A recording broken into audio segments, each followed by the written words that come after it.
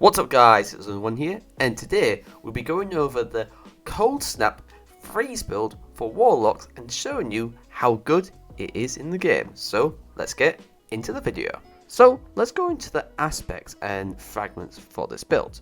So with the aspects, we go with Ice Flare Bolts, shattering a frozen target, spawn Seekers that track and freeze over nearby targets.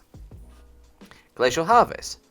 Freezing targets creates a stasis shard around the frozen targets. Higher tier combatants create more shards. We'll be using these stasis shards in the build, as we'll explain more later on. Whisper of the Shards. Shattering stasis crystals temporarily boosts your grenade recharge rate. Shattering additional stasis crystals increases the duration of this benefit. This will be beneficial as we will be making stasis crystals for this build because of the Seeds artifact mods with the same ones, so this will allow us to get our grenade faster, and which is really nice as we're using the cold snap grenade. So having more of those more frequently means we're able to freeze more targets. Whisper the Hunger increases the melee energy gained from picking up stasis shards, really nice. Whisper of Conduction, nearby stasis shards track to your position, which is nice, and it gives you 10 plus 10 resilience and intellect, so good for that. And then Whisper of Refractions, defeating slowed or frozen targets grants your class ability energy, which is quite nice as we'll be freezing a lot of stuff, meaning we can get wrist back often, which is quite nice in certain dire situations, so that's nice for that. And if you have, say, bombers on your class item, when you obviously use your rift, you can get more grenade energy ability back from that. Obviously with that, we're going to go with like the main gear we're going to highlight, which is good for this build, but you've got options for other if you want to. So obviously for the exotic, it will be Osmian's Gloves, as this gives you 2 additional cold snap grenades, which is really nice.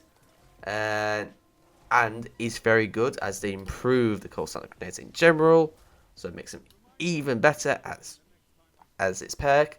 Your cold snap grenades have additional charge that recharges quicker on direct impact. The Seeker spawned from cold snap grenades travel further, so it's more aggressive and we get more grenade energy back faster if they hit targets, so that's really good for that.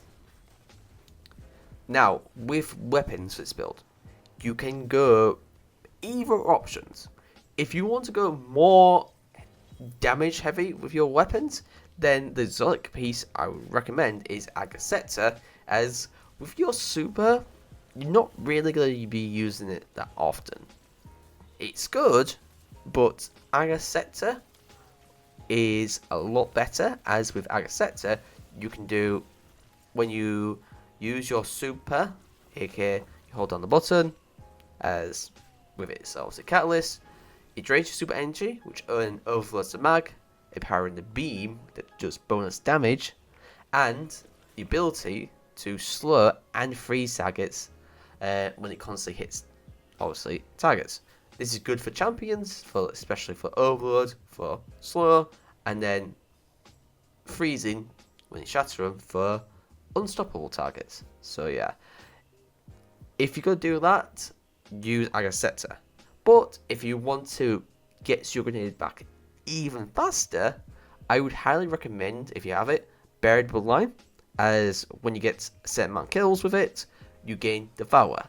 Devour allows you to heal when you get kills with any weapon or anything, and gets your grenade energy back faster.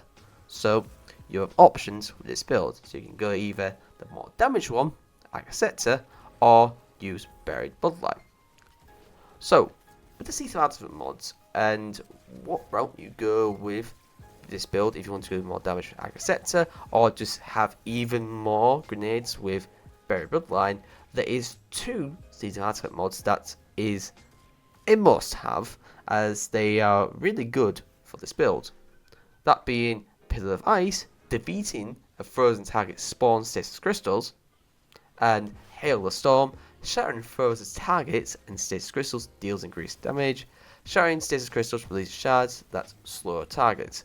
These two are your main focus for this build, as they are really good for this and you get the more benefits out of it. The rest of the season item mods is up to choice to have, so you can go with any routes with those, but for the stasis builds I would go with anything stasis related in the season item mod, but the main two you want is Pillar of Ice and Hailstorm. So with the mods to use for this build, for your helmet I would go with having a Cypher mod of whatever weapons you're using, and it's really good for that.